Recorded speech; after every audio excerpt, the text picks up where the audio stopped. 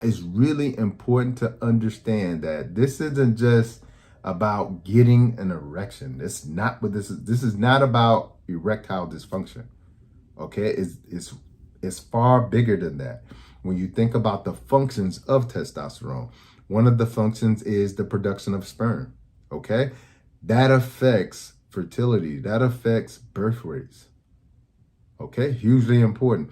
Also, the development of the penis and the scrotum.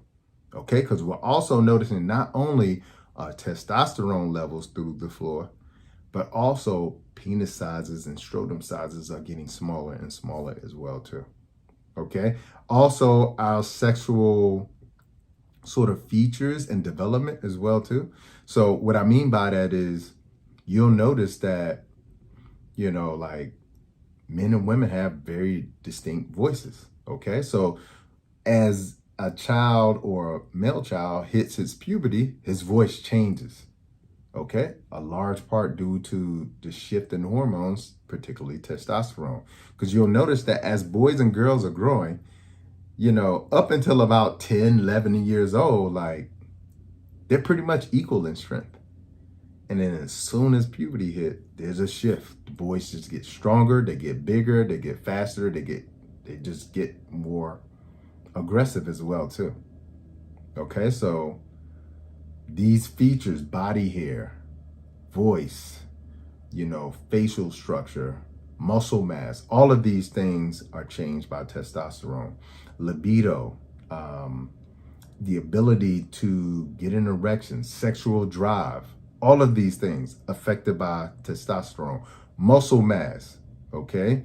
Your mood, okay? We're in a crisis right now where this is probably the point in history where men have, in terms of a percentage, have the highest percentage of men who are committing suicide.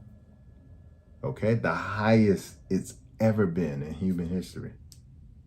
Okay, now just put that into context. We went through the Middle Ages where people were knifing each other. We went through plagues and all of these things. And today could not be more convenient for humans. And despite that, the highest suicide rates, like it's almost 4 times that of women. Okay, so testosterone affects mood. It affects motivation, like your drive to set goals and achieve those goals is directly affected by your testosterone levels. You got a higher testosterone level, you set a goal, you're more likely to achieve that goal. Okay, so that's really important too, as a societal whole and a family whole as well too. Also, red blood cell production as well too. Testosterone affects that as well too. Bone health. The list goes on and on. These are all the things that testosterone affects. And when your testosterone levels are deficient and plummeting, it affects all of these and even more. And not just for men, for women as well too. Because even though women are more estrogen dominant, they still need testosterone levels. Okay? So hugely important. And some of the signs and symptoms of someone with low testosterone is going to be low libido, thinning hair, loss of body hair, increase in blood sugar, increase in insulin in the body as well too, which tells the body to store fat. Okay, erectile dysfunction, loss of muscle mass, gynecomastia, which is development of man boobs, all of these things and much more. If you look at all of the functions that I named earlier, this is what is not only affecting men's health, it's also affecting how we show up in the world as well too. All right. So the reason why I'm making that distinction is because it's really important to understand that you can really want to set a goal. You can really do everything you can to achieve that goal. But when you're not healthy, you're going against your biology. And biology is always going to win. And this is why health is wealth. This is why you have to be the best version of yourself, both on the inside and the outside. Okay. And I'm going to explain to you why going the route of using synthetic testosterone is not the way. I'm going to explain to you in just a second. All right. So we're going to go through. I got about 8 major causes. I'm going to give you a bonus as well too. But it's just really important, fellas out there, whether I'm speaking to my uncle, you know, my homeboy, or whoever you are. First of all, I want you to know, being a male is very difficult. Being a man is very difficult. All right. And I always explain that to my sisters. I got 3 sisters. And they say, no, being a man is easy. It's a man's world. And I tell them, I say, you have no idea how rough we are with each other. You know, when a woman is going through something emotionally, like her sisters come to her like this. When a man is going through something emotionally, we're like, pick it up, get it together. And the women around him often are the same ways. Okay, so it's very difficult to be, you know, a man. And I understand how difficult it is when you're unhealthy, especially in this regard when it comes to testosterone. So I want to help.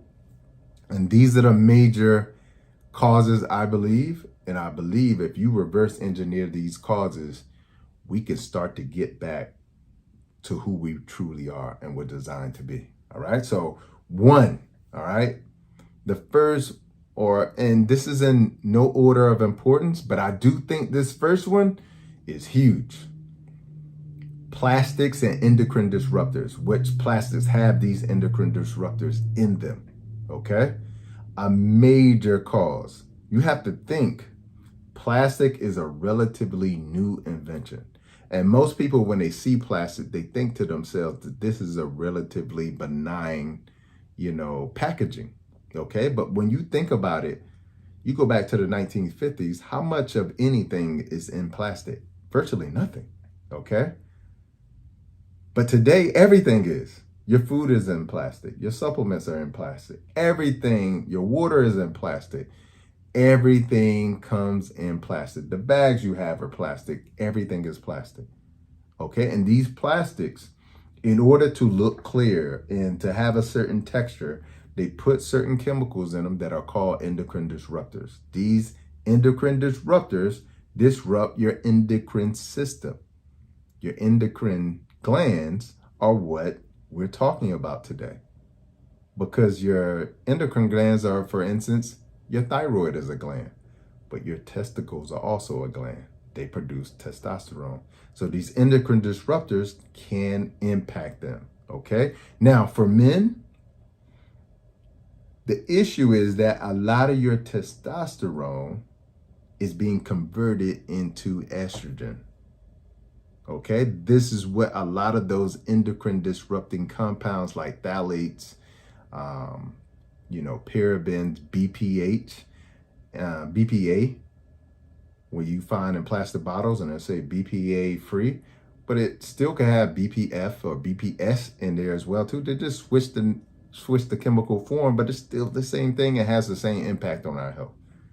Okay, so a lot of the testosterone is being converted into estrogen. As a matter of fact, 80% of estrogen made in a man's body, about 80% of it is made through conversion of testosterone into estrogen. And even for women, it's the same thing. About 15 to 25% of the estrogen made in the body is actually converted from testosterone as well too. Okay.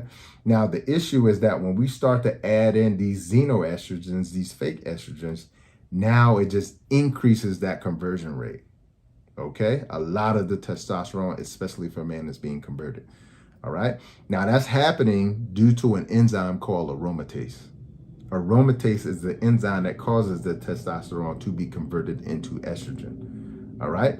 And this is what eventually will make women estrogen dominant, but also start to make men start to become more estrogen dominant as well too, meaning excess estrogen in the body.